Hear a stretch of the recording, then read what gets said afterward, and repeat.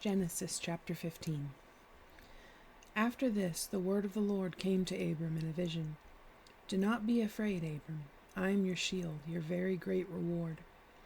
But Abram said, O sovereign Lord, what can you give me, since I remain childless, and the one who will inherit my estate is Eliezer of Damascus? And Abram said, You have given me no children, so a servant in my household will be my heir. Then the word of the Lord came to him, This man will not be your heir, but a son coming from your own body will be your heir. He took him outside and said, Look up at the heavens and count the stars, if indeed you can count them. Then he said to him, So shall your offspring be. Abram believed the Lord, and he credited it to him as righteousness. He also said to him, I am the Lord, who brought you out of Ur of the Chaldeans, to give you this land to take possession of it.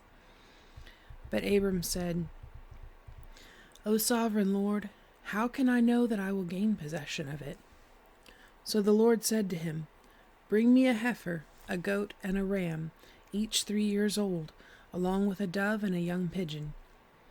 Abram brought all these to him, cut them in two, and arranged the halves opposite each other.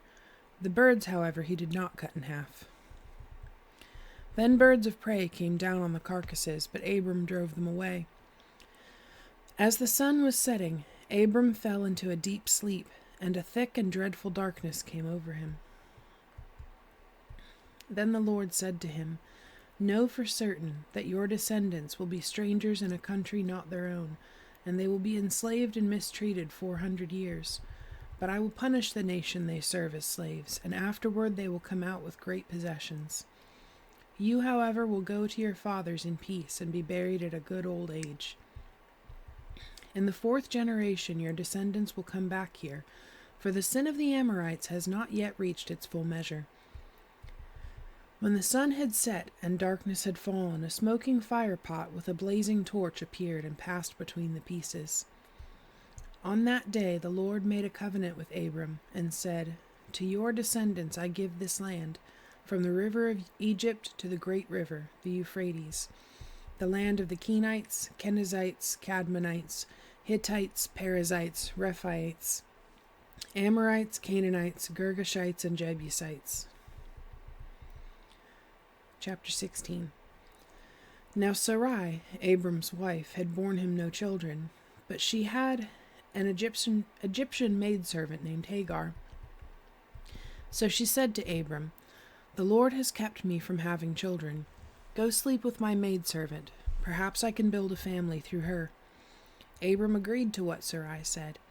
So after Abram had been living in Canaan 10 years, Sarai his wife took her Egyptian maidservant Hagar and gave her to her husband to be his wife.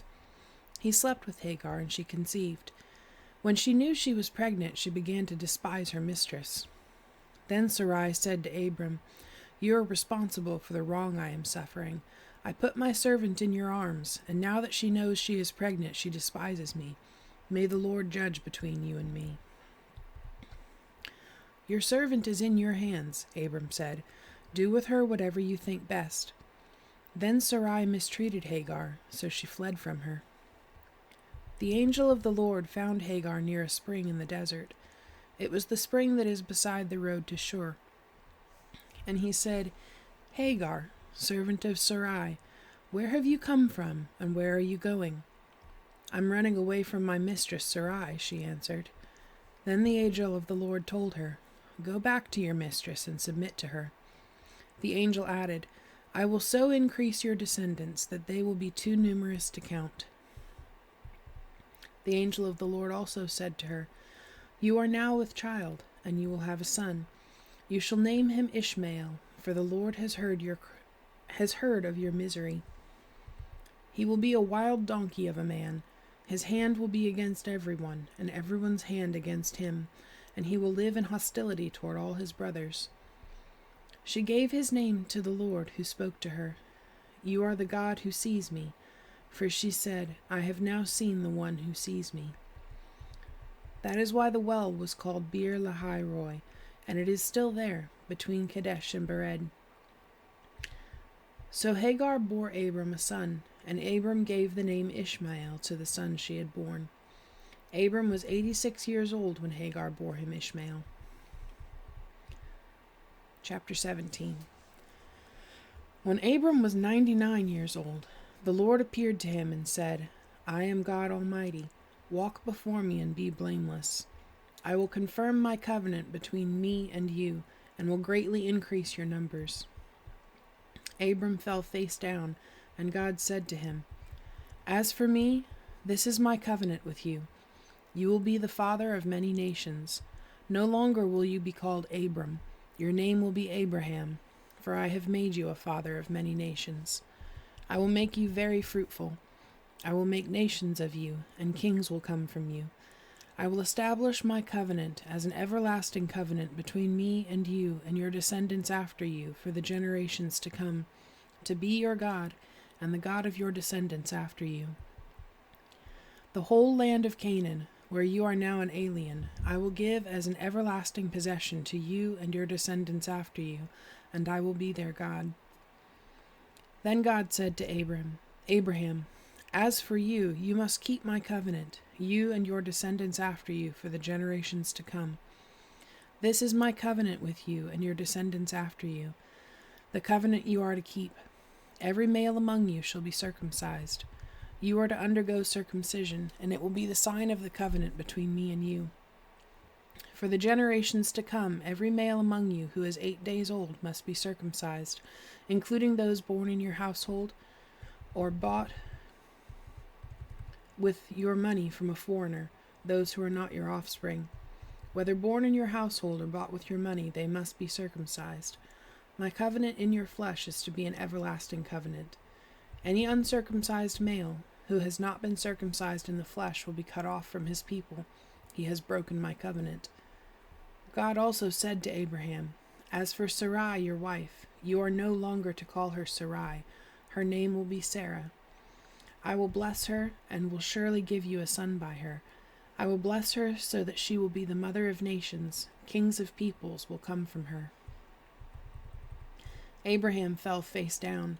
He laughed and said to himself, Will a son be born to a man 100 years old? Will Sarah bear a child at the age of 90? And Abraham said to God, If only Ishmael might live under your blessing. Then God said, Yes, but your wife Sarah will bear you a son, and you will call him Isaac. I will establish my covenant with him as an everlasting covenant for his descendants after him. And as for Ishmael, I have heard you. I will surely bless him. I will make him fruitful and will greatly increase his numbers. He will be the father of 12 rulers, and I will make him into a great nation.